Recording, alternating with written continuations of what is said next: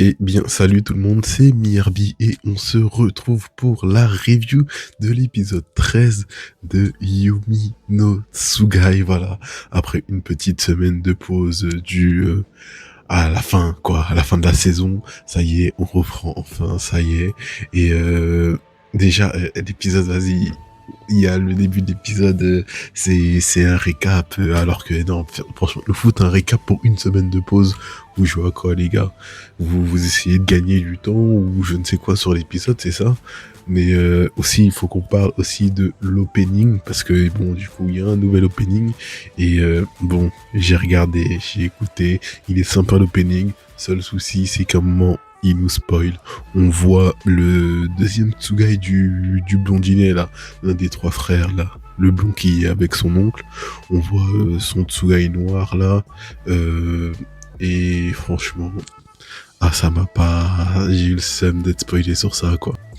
Mais mis à part ça, l'opening il était sympa. Bon, je vais pas vous mettre l'image là de l'opening pour éviter de vous spoiler aussi. J'ai été spoilé, j'ai le seum. Là, on verra. Je vais rien vous dire dessus, hein, pas faire de théorie ou quoi. Pour encore une fois éviter de spoiler ceux qui l'ont pas vu, parce que moi, pour moi c'est un spoil, on nous le cache pendant les premières fois et d'un coup on nous le met dans l'opening. Enfin bref, c'est pas grave. Mis à part tout ça, l'épisode, eh ben, il était lourd. Voilà, l'épisode, c'était une dinguerie. C'était une tuerie, littéralement. Hein, parce qu'on a l'autre, là, celui avec ses deux sabres, qui va aller au village. Et du coup, on voit un peu plus son pouvoir déjà. C'est les deux sabres, le Tsugai, voilà. C'est bien les deux sabres, d'ailleurs. Le dernier review, j'ai dit qu'il avait un cache-œil, alors qu'il n'en a pas du tout. Je sais pas pourquoi je pensais qu'il avait un cache-œil. Enfin, bref. Du coup, c'est ces deux sabres, les Tsugai. Et alors, on a pu voir quelques limites à son Tsugai. Mais en gros, de ce que j'ai pu comprendre, non, en fait, j'ai pas compris. En fait, si, faut qu'il marque quelqu'un ou quelque chose, je crois, et en faisant une découpe sûrement. Et une fois que, avec un Tetsugai, une fois que c'est fait, il pourra échanger la découpe avec des trucs à l'intérieur. Ça me paraît compliqué, voilà. Euh, mis à part le truc, ouais, c'est une sorte de téléportation d'échange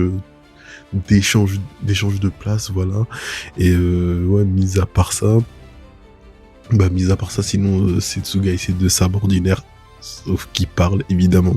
Perso, ça m'a fait penser à Rubilax avec Triste Pain, pour ceux qui voient Wakfu. Voilà, il arrête pas d'insulter et tout. Ça m'a fait penser un peu à ça.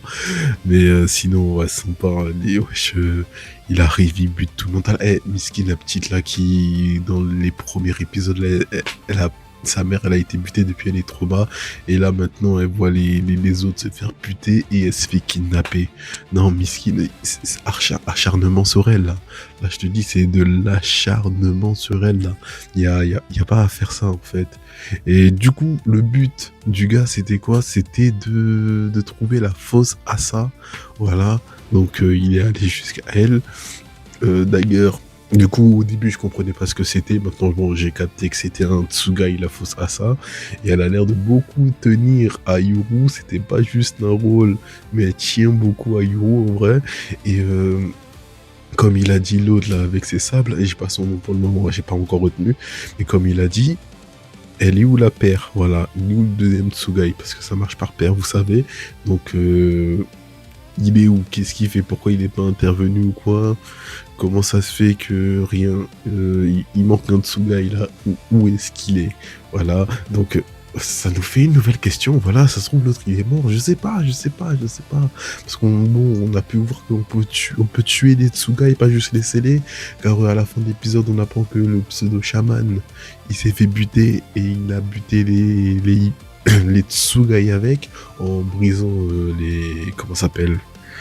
les trucs dans lesquels ils sont enfermés, je sais plus, c'est les artefacts, voilà, en brisant leurs artefacts, alors que c'était même pas des Tsugai de combat, miskin, wesh, ils étaient tout mignons, tout kawaii, il les a butés, il est pas sympa, mais sinon, il a quand même un flot de bâtard, l'enculé, voilà. J'ai jamais dit, hein, dans le dernier épisode, j'ai dit c'est Laura Farmer, mais là, ça y est, c'est officiel, c'est Laura Farmer de l'animé. Enfin bref, du coup, il a capturé la fausse Assa avec la petite pour la donner à l'oncle, et il a donné rendez-vous à Yuru. Alors, pour pouvoir le capturer, j'imagine, voilà. Là, et bon, est-ce que Yuru il serait allé en sachant maintenant que c'est une fausse? À mon avis, il est quand même attaché à elle, du coup il serait allé, voilà. Surtout qu'il y a une une petite du village, du coup il tient. D'ailleurs, il va pas au village parce qu'il se dit que s'il y va, ça mettrait les autres en danger. Donc oui, à mon avis, il tient quand même encore aux gens du village. Et d'ailleurs, t'as son pote là qui voulait descendre avec lui, bah, qui maintenant est descendu, que sa mère l'a envoyé, lui a donné la carte pour pouvoir descendre. Elle est restée pour veiller sur les habitants du village, ceux qui vont et viennent, tu vois. Donc, et lui, il est parti et il est tombé sur la Dame Blanche avec son petit cheval. Et elle a déjà un maître, voilà. Je pensais pas, je pensais que bon, peut-être, alors en fait, peut-être je pense les Tsugai sauvages là, en fait, c'est des Tsugai, ils sont fous, je pense, hein, ça doit être ça, hein, que pour que les Tsugai soient tranquilles comme ils sont là, avec cette personnalité tout le temps, sans devenir tarés, il faut qu'ils aient un maître, à mon avis. Je crois que Tsugai sauvages, en fait, c'est vraiment, ils sont sauvages, tu vois. C'est pas genre, tu te balades dans les hautes herbes, un Tsugai sauvage apparaît, tu vois. À mon avis, c'est vraiment des yokai de fou, ils font des dingueries. Voilà, du coup, on a vu son maître, bon, c'est une vieille dame. Est-ce que c'est pas... C'est pas un foreshadowing pour dire qu'il va se passer un truc et que la Dame Blanche elle va changer de maître à un moment? Je sais pas, je sais pas, on verra. Du coup, elle emmène le pote de Yuru à la capitale pour les trouver et tout. D'ailleurs, elle va archi vite, je pensais pas, mais elle va archi vite car il se balade sur l'autoroute et elle va au moins aussi vite que des voitures. Alors je sais pas au Japon l'autoroute est limitée à combien, mais on va aller du postulat que c'est comme en France et que c'est à 130. C'est très rapide, elle va très vite en fait. Et ça, c'est une folie d'aller aussi vite, en fait. Miskin, l'autre là, tu m'étonnes qu'il flippe à 130 sur l'autoroute. Surtout qu'il connaît pas tout ça, lui, encore. Il sort de son village, là. Donc tout ça, il connaît pas les voitures et tout. Elle lui fait faire des dingueries. Bref, du coup, là, ils vont rejoindre Yoru et les autres. À mon avis, prochain épisode, ils les rejoignent. Qu'est-ce qu'il va faire? Parce que bon, pour le moment, il a pas de Tsugai, donc et je pense pas que la Dame Blanche elle va rester avec lui. Donc on verra en quoi il va pouvoir être utile. Déjà que t'as l'autre, là, le petit frère de d'Era, là, qui lui-même n'a pas de Tsugai pour le moment, donc il est pas vraiment utile. Si tu rajoutes lui en plus, bon bah ils vont être là en mode psychic, mais ils vont pas pouvoir faire grand chose, quoi.